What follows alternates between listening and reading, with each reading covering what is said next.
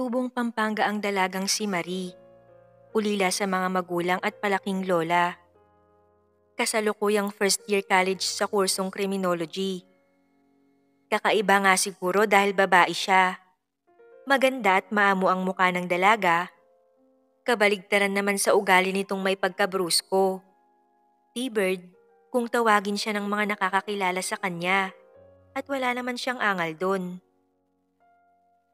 Lahat ng racket ay ginagawa ng dalaga mairaos lang ang pag-aaral. Madalas mang kapos, ngunit hindi gumagawa ng iligal si Marie. Dahil laking lola ito, busog sa pangaral ang dalaga. Maagang naulila si Marie sa mga magulang.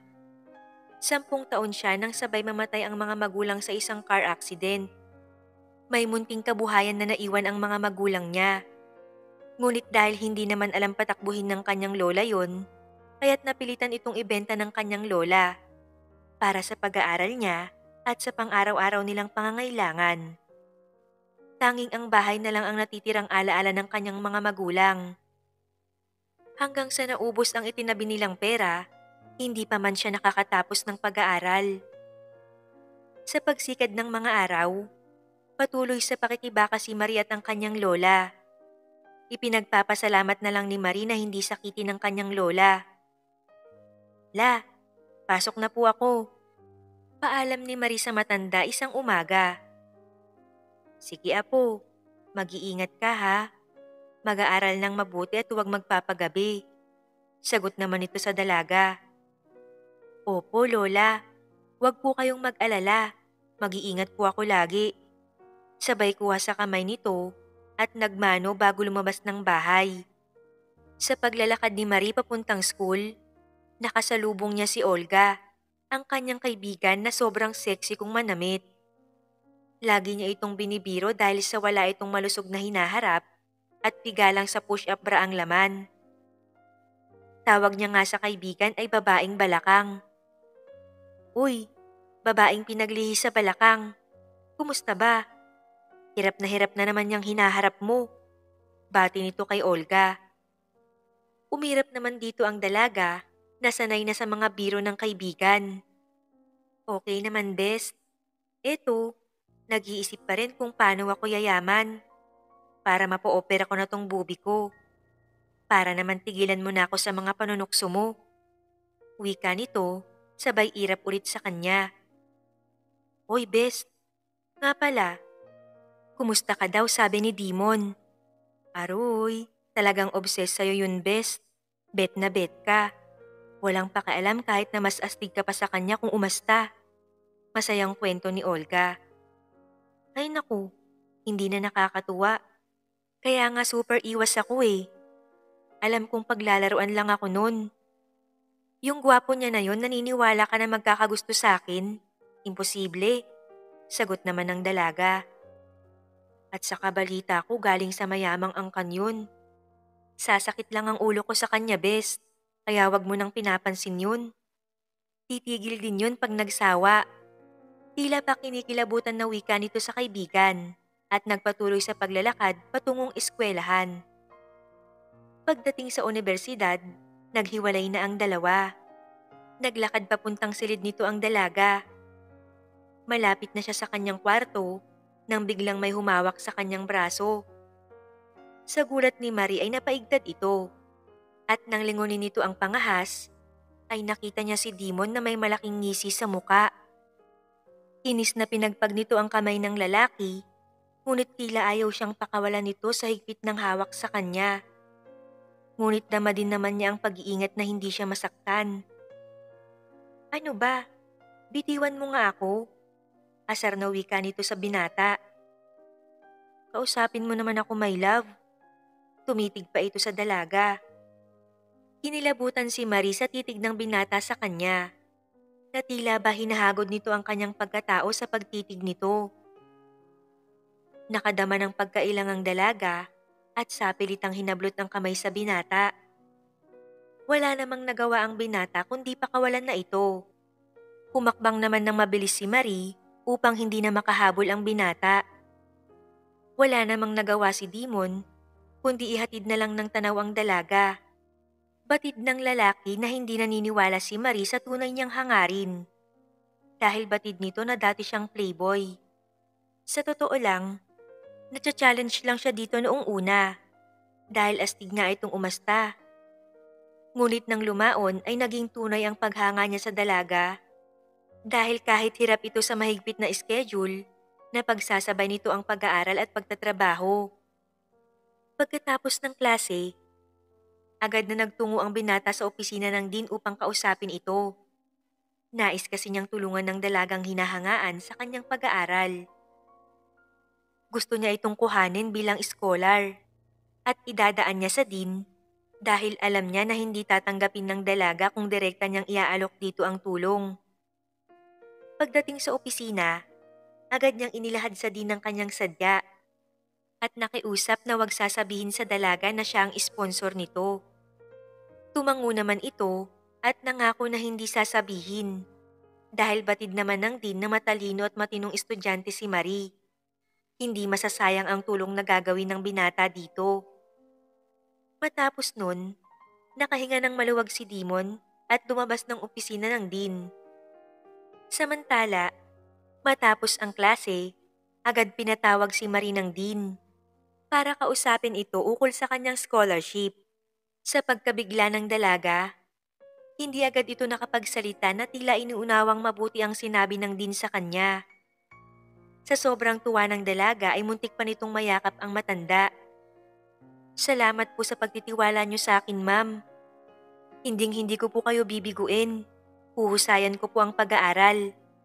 Wika nito bago lumabas ng silid ng dean. Tuwang-tuwa na tila nasa alapaap naman ang dalaga. Batid niya na malaking tulong sa kanilang maglola ang full scholarship na yun sa dalaga. Kahit papano, pwede na siyang magbawas ng kanyang racket at sideline.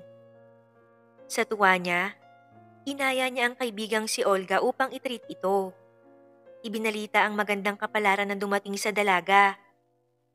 Agad na nagtungo ang dalawa sa isang kainan at tambayan ng mga estudyante sa kanila.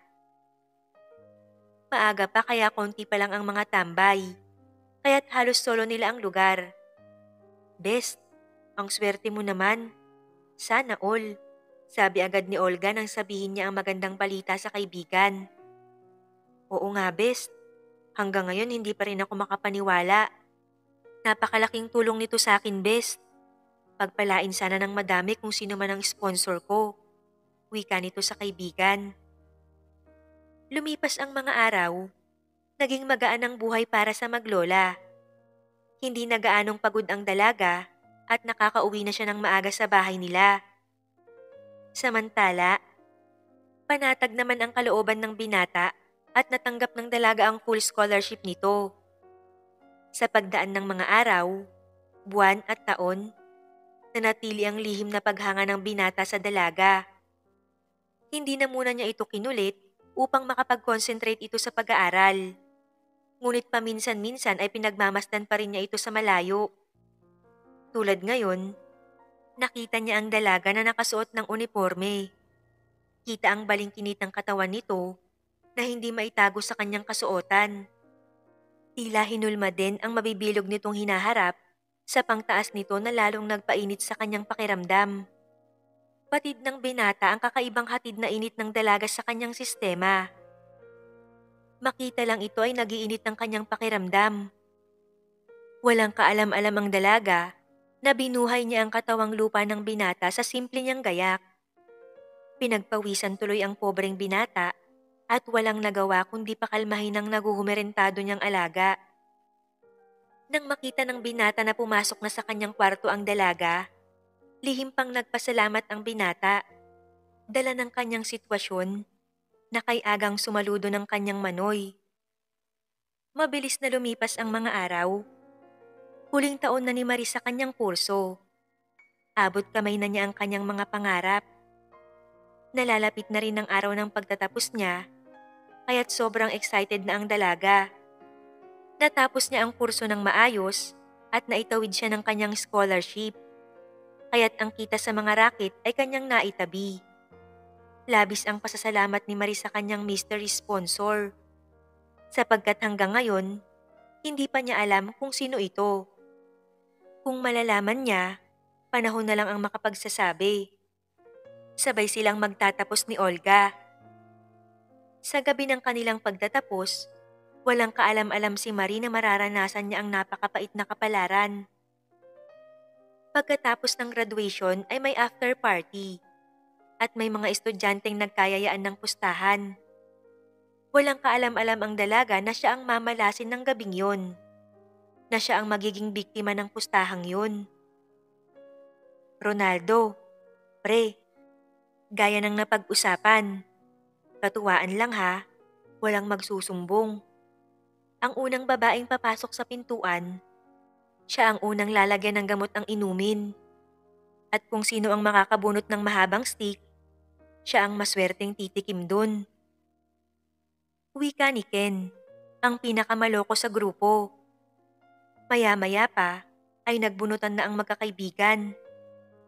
Si Wilson ang nakabunot ng pinakamalaki, kaya't kantsawan ang magkaibigan dahil si Wilson ang pinakatahimik sa grupo. Wow pre, ang swerte mo naman. Isang gabing ligaya ang para sa'yo ngayong gabi. Umiiling na lang na tumango si Wilson. Hindi alam kung masaya ba ito o hindi. Samantala, papasok naman ang magkaibigang si Olga at Marie. Sa pagmamadali ng dalawa, natapakan ni Olga ang kanyang mahabang gown, kaya't medyo na out of balance ito at naunang nakapasok si Marie sa pintuan. Agad na nagsigawan ang magkakaibigan nang makita si Marie na pumasok sa pintuan. Simple lang ang ayos ng dalaga kumpara sa kaibigang si Olga. Ang swerte mo pre, certified virgin yan, sabi ni Ronaldo sa binata. Naiilang na lang ang binata sa mga kaibigan. Huwag kang mag-alala. Meron akong binayaran na waiter upang bigyan siya ng inumin. Hintayin mo lang, pag malapit nang matapos ang party. Excited na wika ng lalaki. Nang tuluyan nang makapasok ang dalawa sa venue, inip na inip ang pakiramdam ni Marie. Dahil sa totoo lang, ayaw niya sanang umattend ng party. Kaso hindi pwede dahil required ito sa lahat ng graduate. Bumaha ng alak at pulutan sa bawat table, ngunit hindi naman uminom ng alak ang magkaibigan. Tanging juice lang ang kanilang ininom at kumain ng pulutan kasama ang mga katulad nilang mga estudyante. Samantala, na-late naman si Dimon. Pero umattend pa rin ito dahil nais nitong personal na batiin ang babaeng lihim na minamahal. Sa pagpasok nito sa venue, napadaan siya sa mesa ng magkaibigang Ronaldo. Palibhasa ay mga nakainom na. Malalakas na ang boses ng mga ito. At wala sa loob na naibulalas ang kanilang gagawin ng gabing yon. Wilson, nagbigay na ako ng signal sa inutusan ko para sa iinumin ni Marie. Pagkarinig sa pangalan ng babae, agad na simpleng huminto ang binata at nakinig sa usapan ng mga ito.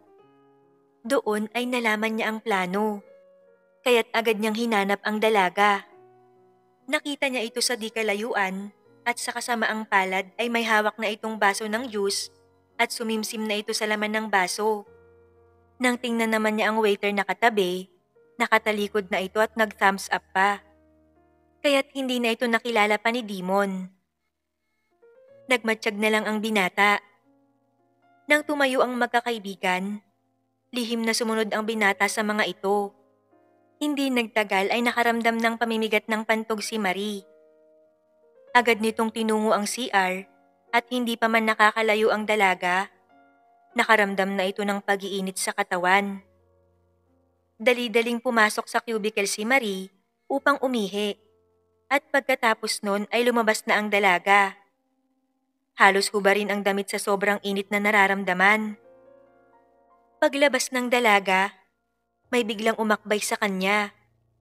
Titingala na sana ang dalaga, ngunit nakaramdam siya ng kakaibang sensasyon sa akbay ng lalaki. Sa kasamaang palad, umeepekto na ang gamot sa juice na kanyang nainom. Hindi na nakapagprotesta ang babae. Laking pasasalamat naman ni Dimon na siya ang unang nakakita sa dalaga paglabas nito. Agad niyang hinubad ang jacket na suot at ibinalot sa dalaga.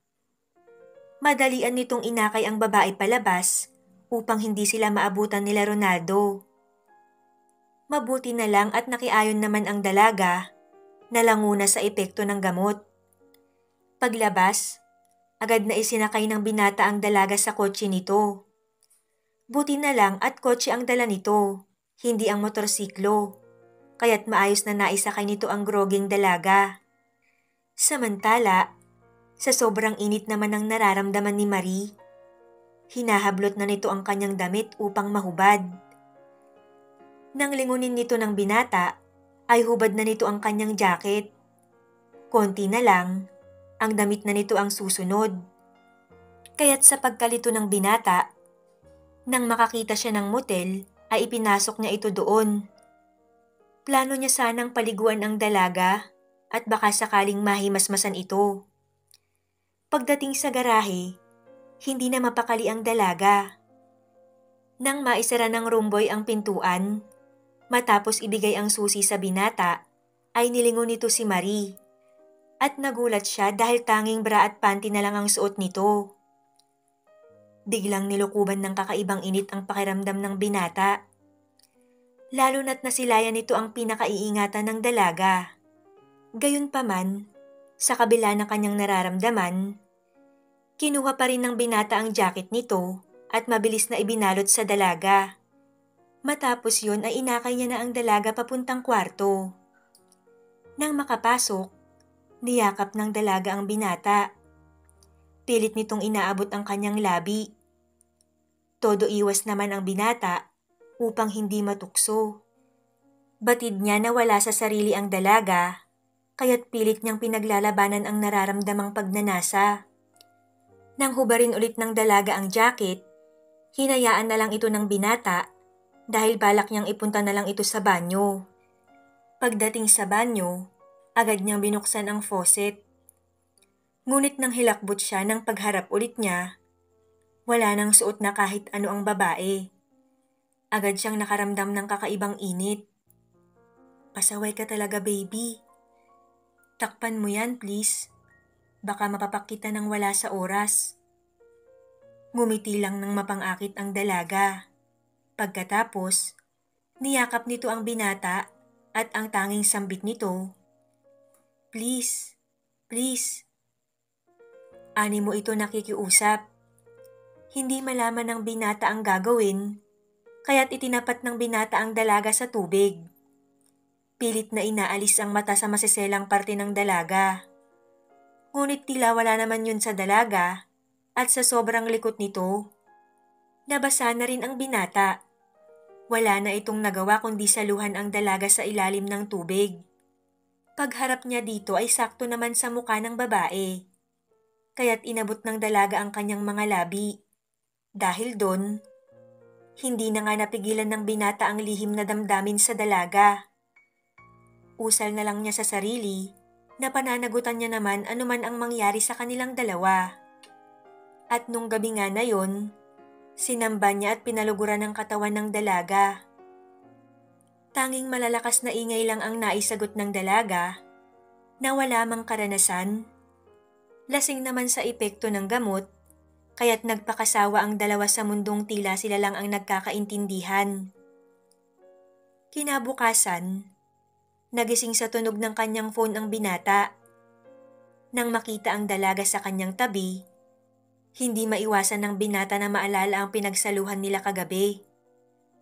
May ngiti sa labi ang binata na tila nag-i-imagine pa dahil siya ang nakauna sa babaeng pangarap. Maya-maya pa, patuloy ang pagtunog ng kanyang phone, kaya't sinagot niya na ito na hindi tinitingnan ang tumawag. "Nasaan ka ba? Bakit hindi ka umuwi kagabi?"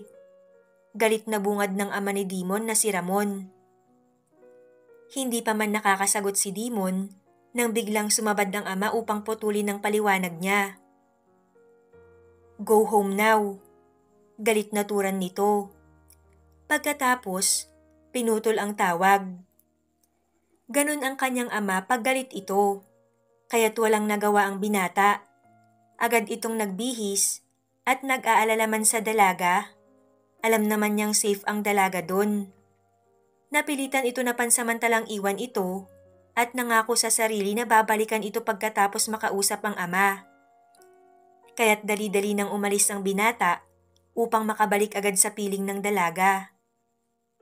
Nang makalabas, halos paliparin ni Dimon ang kotse upang makarating agad sa kanilang bahay. Pagdating sa bahay, nakahanda na ang mga maleta sa sala. Nagtaka ang binata at agad na nagtanong sa nakasalubong na katulong. "Manang, nasan si Papa at Mama? Sino ang aalis?"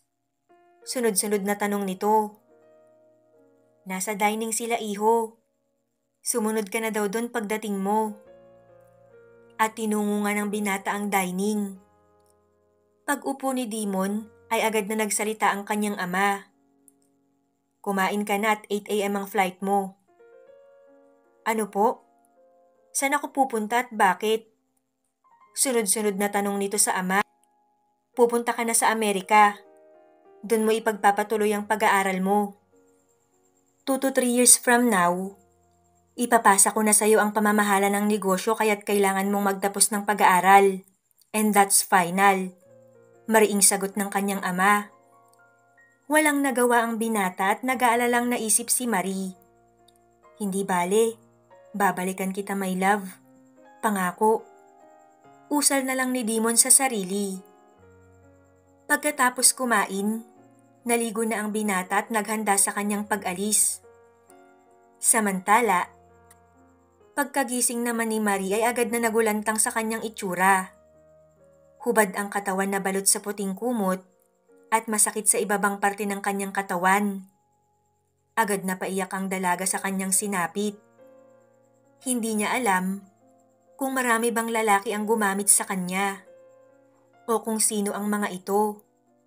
Lalong bumalong ang mga luha sa kanyang mga mata. Batid niya na kay pait ng kanyang sinapit. Unti-unti ay kumilos ang dalaga. Nang mahimasmasan ay agad na hinanap ang kanyang mga kasuotan. At kahit masakit ang pagitan ng kanyang mga hita, dali-daling lumabas ng silid ang dalaga.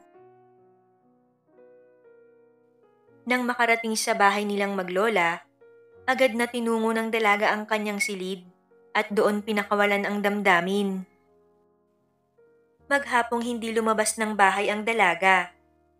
Sanay naman kasi ang kanyang lola na natutulog siya ng mahabang oras, lalo na pag sumasideline ang dalaga. Hindi kasi alam ni Marie kung paano ipapaliwanag sa kanyang lola ang mga mugto niyang mata pag nakita ito ng kanyang lola. Kinabukasan ay medyo hupa na ang pamamaga ng kanyang mga mata, kaya't lumabas na ito ng kanyang silid. Ayaw din naman niya na mag-alala sa kanya ang matanda. Pagharap sa mesa ng dalaga, lihim siyang pinagmamasdan ng matanda at nang hindi nakatiis ay nagsalita ito. "Apo, mugto yata ang mga mata mo. May problema ka ba?" Agad nitong tanong. "Wala po la. Medyo masakit lang po ang ipin ko." Wika naman nito at lihim na umusal ng dalangin na sana ay maniwala ang kanyang lola. Hindi na kumibo ang kanyang lola, nawari mo'y naniniwala naman sa kanyang mga sinabi. Samantala, sakay naman ng eroplano si Dimon papuntang Amerika at pilit kinukumbinsi ang sarili na para sa kinabukasan nila ni Marie ang kanyang pag-alis upang hindi siya mainip sa bansang kanyang pupuntahan. Sa paglipas ng mga araw, natutunan naman ni Marie na tanggapin ang mapait na kapalaran. Ngunit kung kailan naman tanggap niya na ang nangyari, saka naman niya nalaman makalipas ng 2 buwan na nagbunga ang kahayupang nangyari sa kanya. Lito ang isip na agad niyang pinuntahan ng kaibigang si Olga. Dito niya unang ipinagtapat ang mapait na sinapit ng gabi ng after party. "Bes, buntis ako." Agad na wika niya nang makaharap ang kaibigan. "Ano?" Gulat naman na tanong ni Olga. "Oo bes, totoo." Umiiyak na wika ng dalaga sa kaibigan. Sino ang ama? Pananagutan ka ba niya? Binata ba siya? O baka naman kabit ka?" exaggerated na turan nito sa dalaga. Hindi ko alam, bes. Wala akong matandaan eh. At doon, kinuwento niya ang buong pangyayari na natatandaan niya. Paano yan, bes? Saan natin hahanapin ang tatay ng anak mo? Malungkot na wika nito. Hindi ko alam eh. Umiiyak naman na sagot ni Marie. Niyakap ni Olga ang kaibigan at inalo ito. Huwag kang mag-alala. Nandito lang ako. Handa kitang tulungan. Sa akin, okay lang. Pero paano ang lola mo? Baka hindi niya matanggap ang kahihiyan na to. Tanong ni Olga sa dalaga. Hindi ko nga alam eh. Ako kaya ko ang sarili ko. Pero paano si lola? Nag-aalalang wika ni Marie. Hindi mo naman ginusto ang nangyari. Mauunawaan ka niya, alam ko. Wika naman ni Olga. Sana nga, bes. Hindi ko alam kung paano ko sasabihin sa kanya. Huwag kang mag-alala. Sasamahan kita. Kausapin natin si Lola, bes. Sa sinabi ni Olga, medyo napanatag si Marie. Nang hapon ngang yun, kinausap ng dalawa ang matanda. Laking pasasalamat naman ni Marie at nandyan si Olga upang suportahan siya. Matapos niyang ipagtapat sa kanyang lola ang kanyang kalagayan, nakahinga ng maluwag ang dalaga sapagkat nauunawaan naman ng matanda ang nangyari. Nasaktan ito, ngunit wala naman itong magawa kundi unawain ng apo. Batid naman nito na hindi siya kayang bigyan ng kahihiyan nito. Dangan nga lang at aksidente ang nangyari. Andyan na yan, apo. Wala na tayong magagawa. Pagtutulungan nating palakihin ng batang yan. Sabay yakap sa kanya ng mabait niyang lola. Salamat sa pangunawa, lola. Pasensya na po talaga. Wala kang dapat ihingi ng sorry.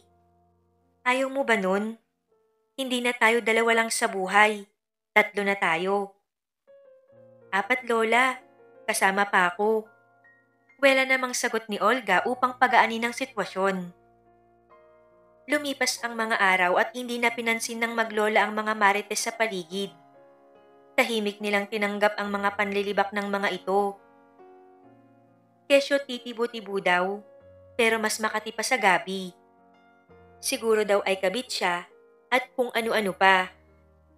Ngunit binaliwala lang nila ang lahat ng yun. Kay Marie ay okay lang. Ngunit doble ang sakit sa kanya dahil sa lola niya na batid niyang lihim na nagpupunas ng luha kapag nakakarinig ng pangit na salita patungkol sa kanya. Kaya lalo pang nagpakatatag ang dalaga para sa kanyang butihing lola. Maayos naman ang kanyang pagbubuntis. Hirap man sa una, ngunit nakaya naman ni Marie sa tulong na rin ni Olga. Hanggang sa dumating nga ang araw na pinakahihintay ni Marie. Biglang humilab ang tiyan niya at sa sobrang sakit ay bigla siyang napasigaw. Sakto naman nakadarating lang ni Olga. Agad itong humanap ng sasakyan upang maihatid sila sa ospital. Nakahanda naman na ang mga gamit nila ni baby, kaya't isang bitbit lang ito ni Olga at sumakay na sila sa tricycle. Kasama ang lola ng dalaga. Samantala sa kabilang dako naman, nagising si Dimon na tila balisa. Agad na sumagi sa isip niya si Marie. May nangyari kaya sa dalaga? Wika niya sa sarili. Nag-aalala man ay bumalik na rin ang binata sa paghiga matapos uminom ng tubig. Hindi bale. Konting panahon na lang at babalikan na kita. Usal ng binata na walang kaalam-alam na isa na siyang ganap na ama. Sapagkat isinilang na ni Marie ang isang sanggol na babae na pinangalanan niyang Angel. Makalipas ang 2 araw, nakalabas ng ospital ang dalagang ina. Ang ganda ng inaanak ko, bes. Mana sa akin. Madaldal na sabi ni Olga. Pero alam mo, may kamukha siya. Hindi ko lang maalala kung sino. Sabi pa ni Olga. Siyempre ako. Sino pa nga ba? Sabad naman ni Marie sa kaibigan. Basta. Para talagang nakita ko na eh. Hindi ko lang maalala. Hindi sumusukong sabi ulit nito. Araw-araw ay parang balisa ang pakiramdam ni Dimon, Kaya't halos gusto niya nang matapos ang pag-aaral upang makauwi na. Lagi niya kasing naaalala si Marie at ang nangyari sa kanila. Alam naman niya na malaki ang kasalanan niya. Siya ang nasa matinong pag-iisip, ngunit hindi niya napigilan na matukso sa nakahaing biyaya sa kanya. Ngunit pangako naman niya sa sarili na pananagutan niya si Marie pag uwi niya ng Pilipinas. Kaya't ang pobreng binata ay inip na inip na. Hindi bale, 3 buwan na lang makakauwi na siya. Makakausap niya na si Marie. At kahit magalit to, ipagtatapat niya ang buong pangyayari. Kung ano man ang maging pasya nito, malugod niyang tatanggapin. Hiling niya lang na sana, maunawaan siya nito kahit imposible. Matapos ang 3 buwan, umuwi sa Pilipinas si Dimon. Nang maisaayos ang mga dapat ayusin, nagsadya siya sa bahay nila Marie. Ngunit wala ang dalaga doon. Nagbakasyon daw ito sa Cagayan at ayon sa napagtanungan niya ay hindi alam kung kailan babalik. Sa Cagayan naman sa lugar ng kanyang mga pinsan, nakilala ni Marie ang kanyang pinsan na isang pulis. Pinsan, ayaw mo bang mag-apply? Balita ko 600 daw ang kota ng magpupulis ngayon. Kung gusto mo, itry mo. Mas madali kasing mapasok ang babae kaysa sa lalaki. Malay mo makuha ka. Tutal, nandito ka naman. Pababakiran na lang kita sa mga kakilala ko. Napaisip si Marie. Kailangan niya din kasi ng permanenteng trabaho. Makalipas nga ng ilang araw, nag-ayos siya ng mga requirements pag uwi niya sa Pampanga. At nakapasa naman ang dalaga makalipas ang 6 na buwan na pagte-training. Naging isang ganap na pulis na nga si Marie at lubos niya itong pinagpapasalamat. Sa kabila ng lahat ng hirap sa araw-araw sa training, walang komunikasyon sa labas, ay natapos ni Marie ang lahat. Laking pasasalamat niya at katuwang ng kanyang lola si Olga sa kanyang munting anghel. Kaya't paglabas sa training center, sinulit ni Marie ang oras sa piling ng kanyang anak at lola.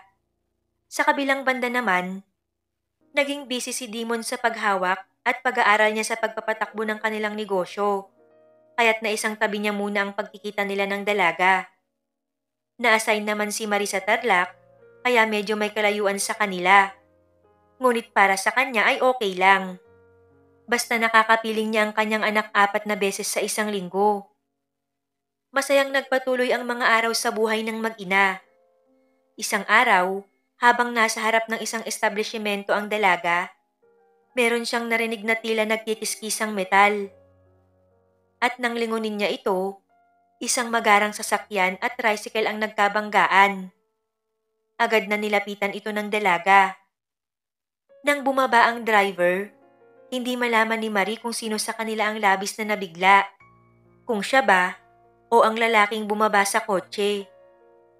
Labis kasi ang pagkamangha sa mukha ni Dimon nang makita ang babaeng pulis na lumapit sa kanila. Kaya't imbis na magalit ang lalaki sa naging damage ng kanyang magarang sasakyan, tila pa ito natuwa dahil parang tadhana ang gumawa ng paraan para makita sila ng dalaga. Mr. Natividad, nakikinig ka ba? Tanong sa kanya ng dalaga dahil nakatulala lang siya at parang nakalutang sa alapaap. Yes, babe. Wala sa sariling sagot nito. Pinandilatan naman ito ng dalaga at pati ang driver ng tricycle ay hindi mapigilan ang matawa. Hindi alintana ang damage na nagawa sa magarang sasakyan. Sa tuwa ni Dimon, pinatawad niya ang driver at sinabing insured naman ang kanyang sasakyan, kaya't okay lang na hindi na magbayad. Kaya naman masayang umalis ang driver. Ipinagpapasalamat naman niya yun at nasarili niya ang dalaga. Hindi nga nag-aksaya ng panahon si Dimon at kinumusta ang dalaga. Kumusta ka na, Marie? Tanong ng binata. Okay naman ako, Dimon. Eto, pulis na at may isang anak. Masayang sabi ng dalaga sa dating manliligaw. Agad na nalungkot ang binata sa sagot ng dalaga. May asawa ka na pala, Marie. Wala sa isip na turan niya. Wala akong asawa. Anak lang. Pero mahabang kwento at ayaw ko nang balikan. Sagot naman ng dalaga sa kanya.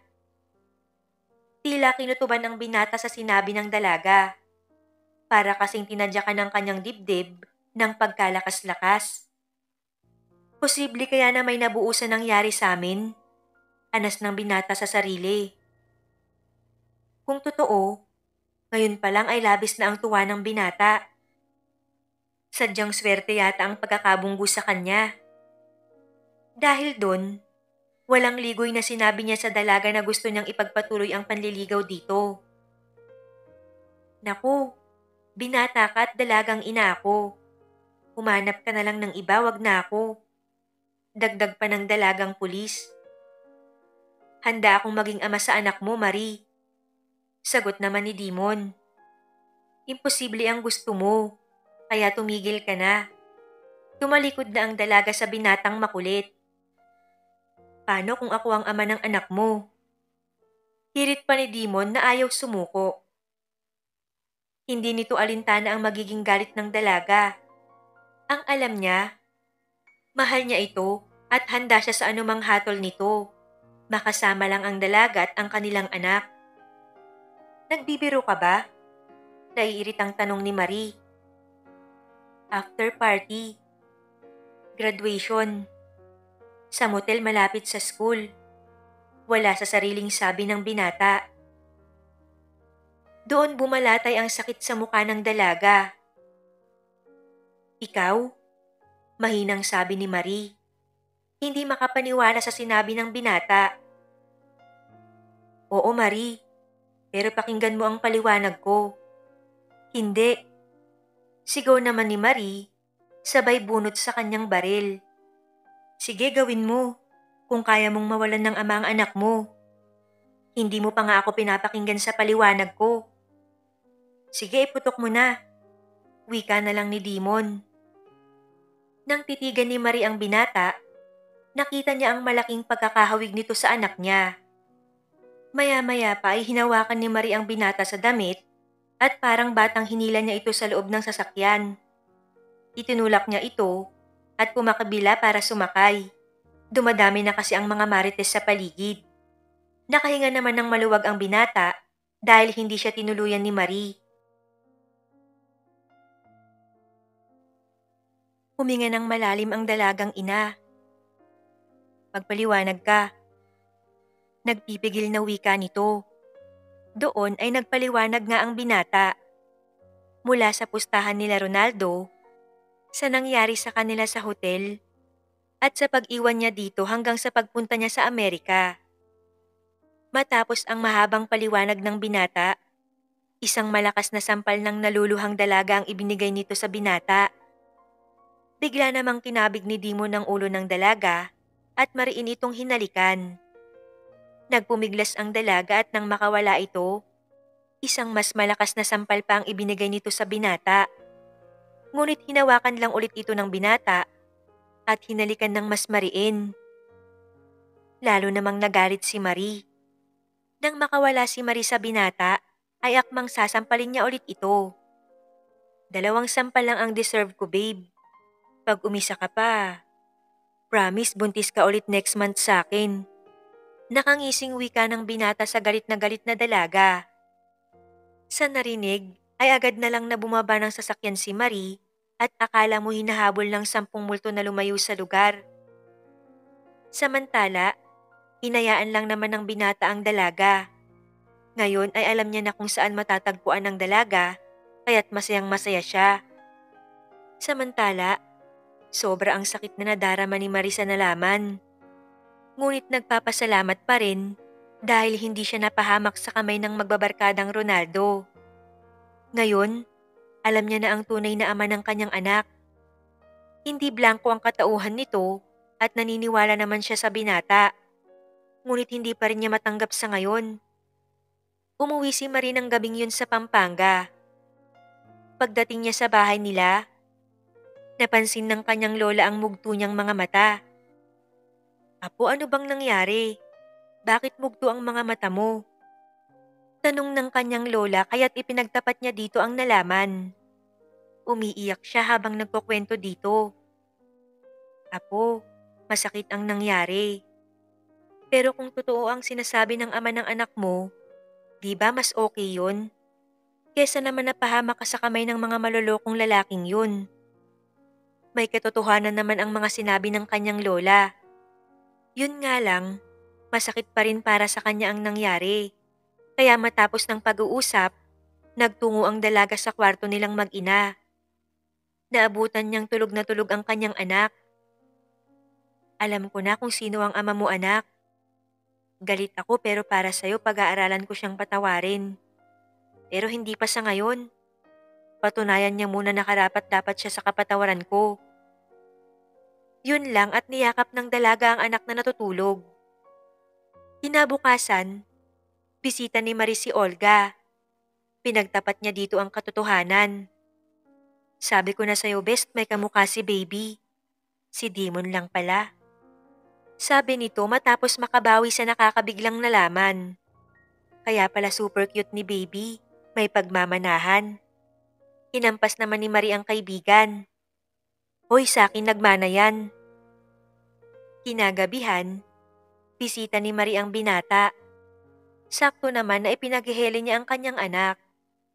Ang kanyang lola ang nagpapasok dito. Marie, magandang gabi. Hindi ito pinansin ng dalaga. Pwede ba tayong mag-usap? Pangungulit ng binata. Hindi naman maipaliwanag ng binata ang damdaming bumalot sa kanya nang makita ang kanyang anak. Nilapitan niya ang mga ito at nagsabing, "Pwede ko bang hawakan si baby?"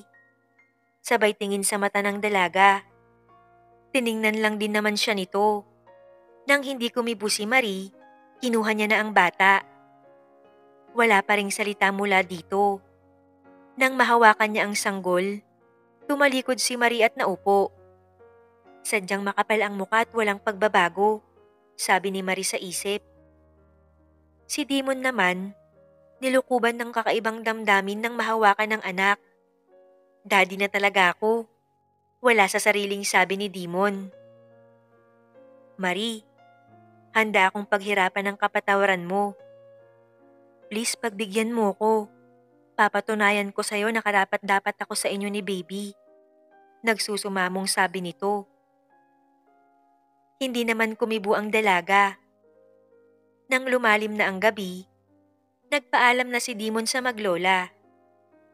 Tumangulang ang dalaga. Pangako niya sa sarili, babawi siya sa lumipas na mga araw. Halos araw-araw ay dinadalaw niya ang kanyang mag-ina. Pag nasa duty naman ang dalaga, tinatanaw niya ito sa malayo at sinisigurong walang manliligaw. Ang lola naman ng dalaga, bagamat casual ang pakikitungo sa kanya, alam niyang matatanggap siya nito. Si Marie naman, sa nakikitang pagsisikap ng binata, unti-unti niya itong napatawad. Isang araw, hindi sinasadyang nagkita sila ng dating din sa kanilang school. Marie, bati ng dating guro sa kanya. Ma'am, kayo po pala. Kumusta po kayo? Okay naman, sagot nito. Ikaw, iha, kumusta ka? Okay naman po ako, ma'am. Magalang na sagot ni Marie. Kayo ba ang nagkatuluyan ni Demon Natividad? Nabigla si Marie sa narinig. Hindi po, ma'am, sagot niya dito. Naku, sayang naman. Halata pa namang mahal na mahal ka ng batang yun. Siya kasi ang nag-sponsor ng pag-aaral mo kaya akala ko ay nanligaw siya sa'yo. Nashock si Marie sa nalaman. Ano po yun, ma'am? Naku, iha. Siya ang sponsor ng full scholarship mo. Paliwanag ng ginang. Sa nalaman ay biglang nakadama ng kakaiba ang dalaga. Una, ginastusan nito ang pag-aaral niya. Pangalawa, iniligtas siya sa mga gustong gumawa ng masama sa kanya. Kung hindi pagmamahal, ano pa nga kaya yun? Doon napagtanto ni Marie na totoo ang damdamin ng binata sa kanya. Kaya't nagpasya siyang bigyan ito ng pagkakataon at patawarin. Hindi lang para sa anak niya, kundi para din masuklian ang wagas na damdamin nito sa kanya. Nang makauwi sa bahay, sakto naman na nandun ang binata. Demon, Akin na si baby. Maingat na kinuha nito ang anak sa ama. Ano ang plano mo sa amin ni baby? Prangkang tanong ng dalaga dito. Nabigla man, sinabi nito ang tunay na pakay. Gusto kong mabuo ang pamilya natin. Kung papayag ka, pakakasalan kita. Ganon ko kayo kamahal. Hindi ka lang naniniwala. Diretsyong sagot ng binata. Payag na akong magpakasal sa'yo. Biglang nanlaki ang mga mata ni Dimon. Talaga babe? Hindi pa rin makapaniwalang tanong ng binata. Oo nga, kung ayaw mo edi wag. Biro naman ni Marie. Aba, hindi ah. Nasabi mo na kaya wala nang bawian. Sabay halik sa kanya ng Mariin na ikinalaki din ng mata niya. Hindi na paghandaan ni Marie ang atake ng binata. Nang maghiwalay sila, hinampas niya ito ng marahan. I love you babe. Pangako hindi ka magsisisi. Makalipas ang mga araw, dinala ni Dimon ang kanyang anak sa mga magulang nito. Tuwang-tuwa ang mga ito nang makita ang girl version ng binata. Pinag-usapan na rin ang kanilang kasal. Agad na itinakda ang kasal ng dalawa ng sumunod na buwan. Sa gabi ng kasal ng dalawa habang nakahiga sa kama at pagod sa katatapos lang nasagupaan ng kanilang katawan, sinabi ni Marie na alam niya na ito ang sponsor ng kanyang full scholarship. Ganon kita kamahal babe. Tinipid ko ang allowance ko para sa'yo. Ayaw ko kasing nakikita kitang nahihirapan. Matamis na ngumiti si Marie kay Dimon. Pagkatapos nun, pumatong si Marie sa asawa at hinalikan ito. At muli ay nilasap nila ang ligaya sa piling ng isa't isa.